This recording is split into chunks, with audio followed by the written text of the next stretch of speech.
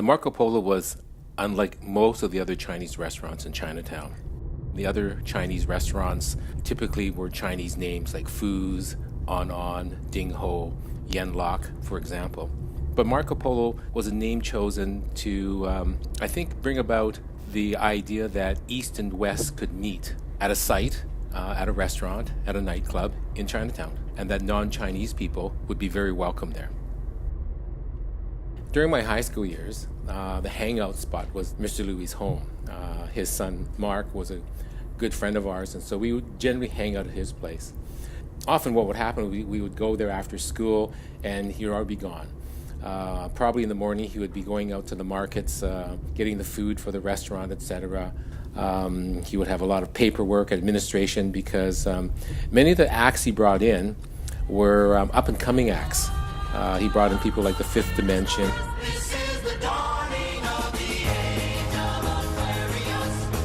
and Sam and Dave.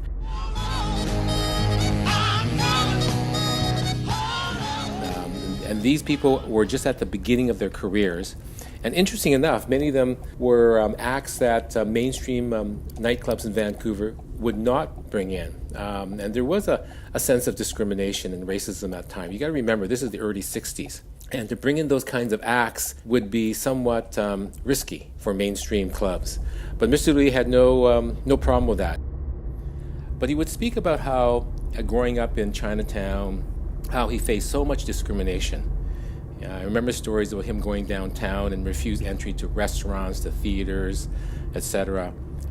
But at the same time, he had such a great love and affinity towards Canada, and that he had a desire to integrate, to bring together the Chinese and the non-Chinese population in Canada.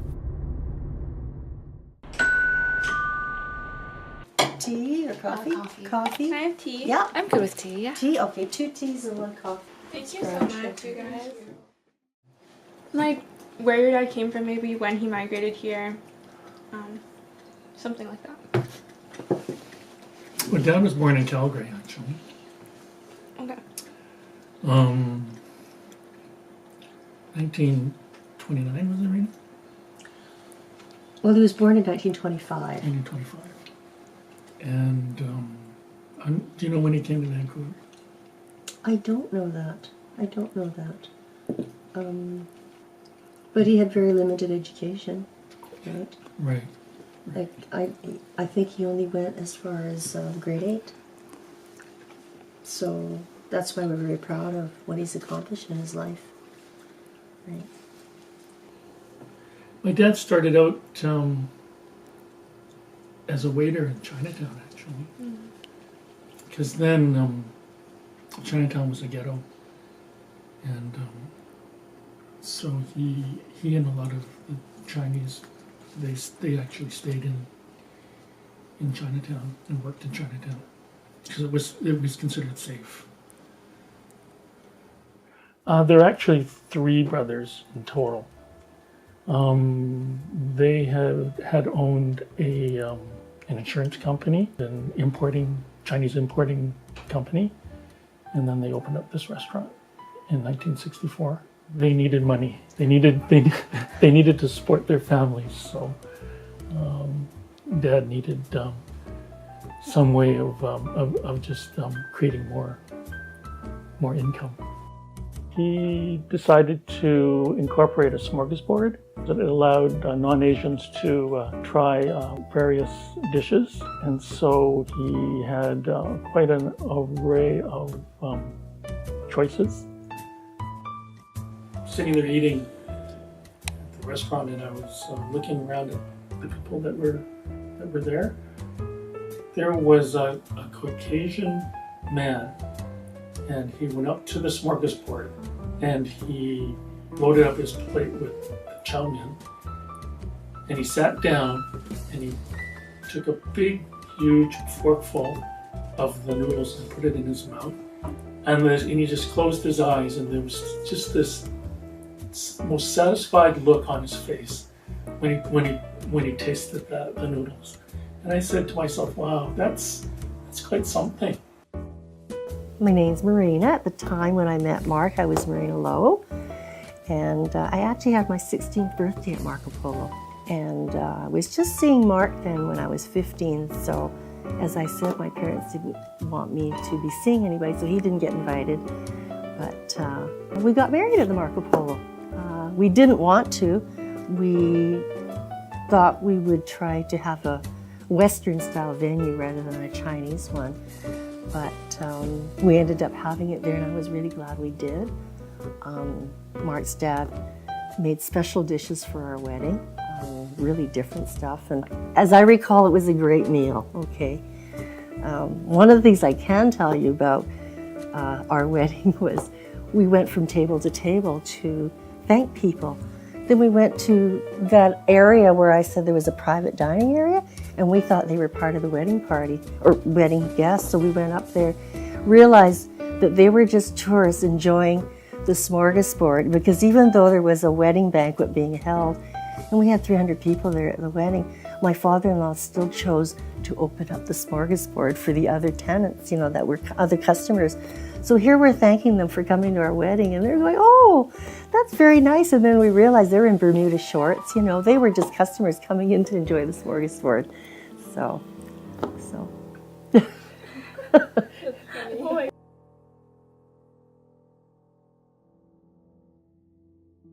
The other things that I can remember are there was a revolving sign, and I would help my dad. We'd have to crawl out to the roof, and we'd have to change the signage because he'd bring in different acts for the nightclub. And I remember helping him with mailing, because he would mail out complimentary tickets to the media and to some important people in the city as well. A lot of people thought it was kind of a glamorous thing to do. When I'm talking to people, I'd say, oh, my dad owns the Marco Polo restaurant, nightclub, and they go, oh, I go down there all the time. They were long hours for my dad. He worked 7 days a week. He would leave home around 11 o'clock in the morning, so I wouldn't see him in the morning. And he'd come back sometimes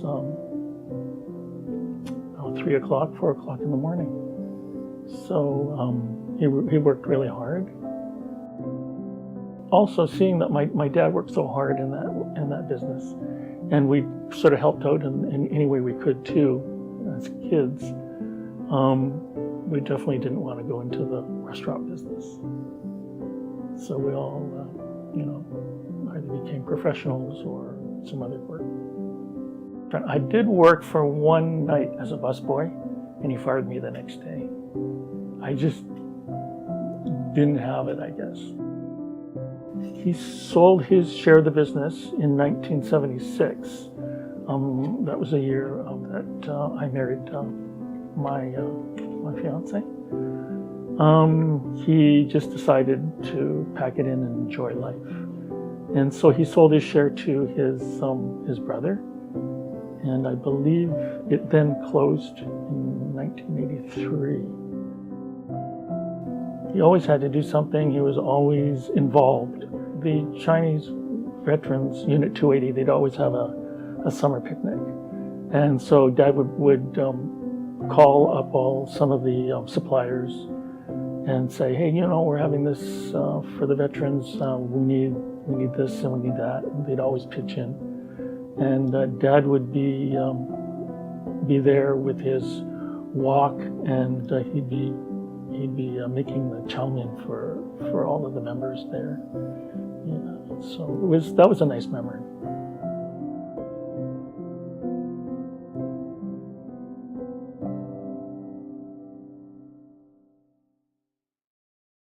To my surprise,